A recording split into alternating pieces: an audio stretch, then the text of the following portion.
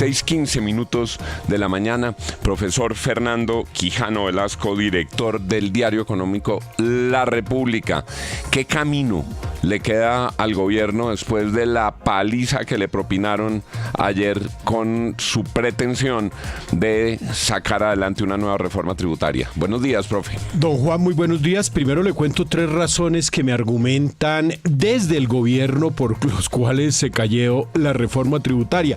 Realmente no se está cayendo la reforma tributaria, se está cayendo en la ley de financiamiento, y es la primera vez en la historia del país que se cae la ley del financiamiento. Recordemos que el gobierno le había metido una tributaria a la ley de financiamiento, pero es la primera vez inéditamente que esto ocurre.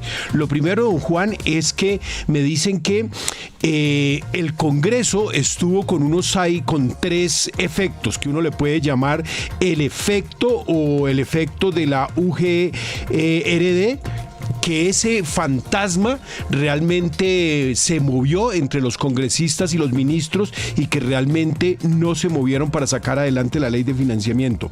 Segundo, que una sanción que es una sanción a Bonilla en las comisiones económicas y el desgaste y la desconfianza en relación con el Congreso. Sabe que una de las personas que menos empujó realmente es el ministro del Interior, quien es el que tenía que sacar esta reforma pues en beneficio del gobierno. Y tercero, don Juan, y una cosa que va a quedar y seguramente no se van a escapar el otro año, son los juegos de azar y las plataformas. Estas se movieron para hundir el IVA, que les ponía el 19%, porque si bien es una de las actividades más rentables, es de las que más financian congresistas para el próximo año. Todos estos juegos realmente se la están metiendo todos los congresistas. ¿Qué tiene que hacer el Congreso, don Juan? Uno, el gobierno tiene que recortar el presupuesto, pero recordemos que hay unas cosas que no puede recortar, como son los gastos de inversión social, que tienen que ser los mismos del año pasado. La deuda, el pago de deuda, no se puede recortar, y realmente donde sí se notará será en la inversión, y la inversión, por supuesto, lo que se lleva el grueso de la inversión será la infraestructura. Durísimo para el gobierno y durísimo para los que hacen cuentas alegres o esperan obras de infraestructura en las regiones. 6:17 de la mañana. Empezó, como lo decíamos, ahora el juego de recriminaciones. Entonces el gobierno ya empezó a decir: votaron contra el pueblo colombiano, lo que no se va a poder hacer es por culpa del Congreso, entonces ya no vamos a poder arreglar los helicópteros, o ya no vamos a poder atender los requerimientos de la defensa que no habían atendido en los tiempos anteriores. El ministro de Hacienda dijo textualmente: no es un voto en contra del gobierno, es un voto en contra de las regiones, es un voto en contra de la inversión. El exministro Francisco José Lloreda, exministro de Educación y expresidente de la Asociación Colombiana del Petróleo, le contestó de manera contundente a estas aseveraciones, y traigo el cuento a colación porque aquí en este terreno va a estar el pulso político de las próximas horas. Exministro Lloreda, buenos días y gracias por estar con nosotros. Exministro Lloreda.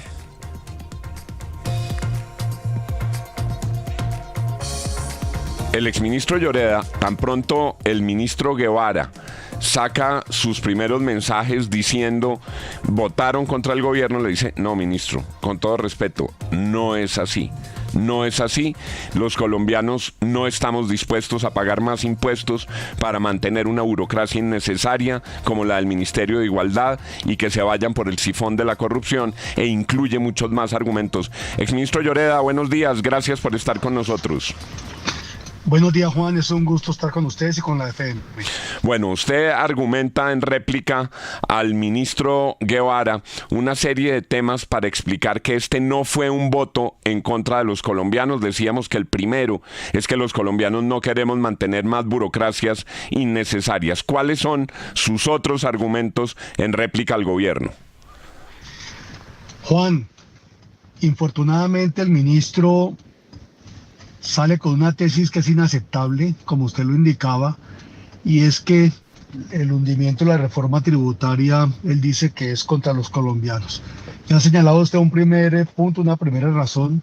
Hay otras. Lo segundo tiene que ver con la baja ejecución presupuestal del gobierno. Es muy difícil de entender que en momentos en que el gobierno no ha logrado ejecutar a tiempo los recursos presupuestados, pues estén solicitando nuevos recursos, y genera también la duda sobre si lo que el gobierno está buscando hacer es ejecutarlos al final del año próximo, cuando nos acercamos al proceso electoral.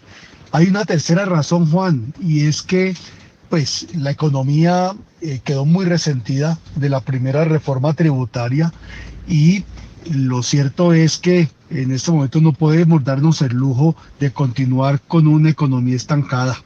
Esto pese a que el gobierno comparte una tesis absurda del decrecimiento de la economía.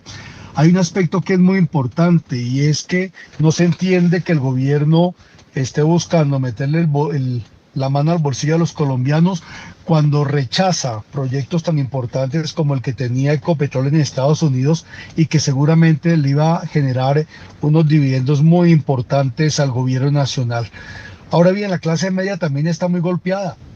La pasada reforma tributaria, como lo indiqué, no fue una reforma tributaria que solo impactaba a los que el gobierno llama a los superricos, sino que también afectó sensiblemente a los independientes, y muchos pues se han visto en dificultades para poder pagar los impuestos.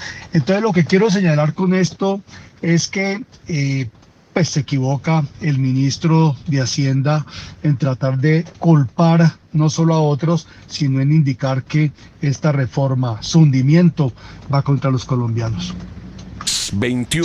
6 horas 21 minutos de la mañana, era la voz del exministro Francisco José Lloreda. Muchas gracias, doctor Lloreda, por repasar esas razones con nosotros. Tiene razón, profesor Quijano, el doctor Lloreda, en la dificultad de comprender que pidan y pidan plata si ni siquiera han ejecutado la que tienen. El problema es que nos enfrentamos, vuelvo e insisto con el tema, a un espíritu de desgreño, don Juan, de desgreño administrativo por parte de los ministros. Los ministros no ejecutan, piden plata, pero lo peor de todo es que se enfrentan a una situación en un año electoral como va a ser el 2025, sin ninguna capacidad más allá de dividir al país. Por supuesto, no solamente no pasar una reforma tributaria o hacer mal una ley de financiamiento va a perjudicar a las regiones, pero beneficia a las personas que pagamos impuestos, por lo general las empresas y los empleados formales, y no, es que nos está beneficiando, ellos siempre tratando de dividir.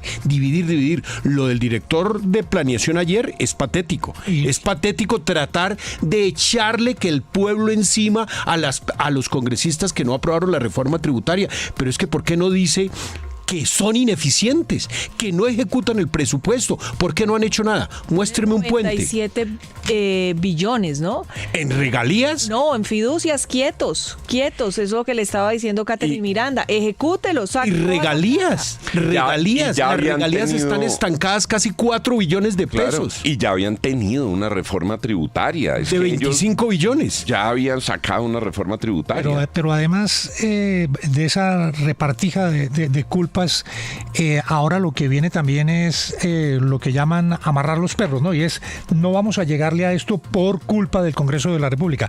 Lo que dice el ministro de Hacienda con el tema de la energía en la costa atlántica, que dice va a ser uno de los proyectos más afectados, pues también es parte de esta estrategia, y es repartir culpas y comenzar a justificar lo que dividir. no pueden hacer. Y ahora vencerás. dicen que no van a poder hacer lo que llevan 2 años y medio en mora de lograr. 624.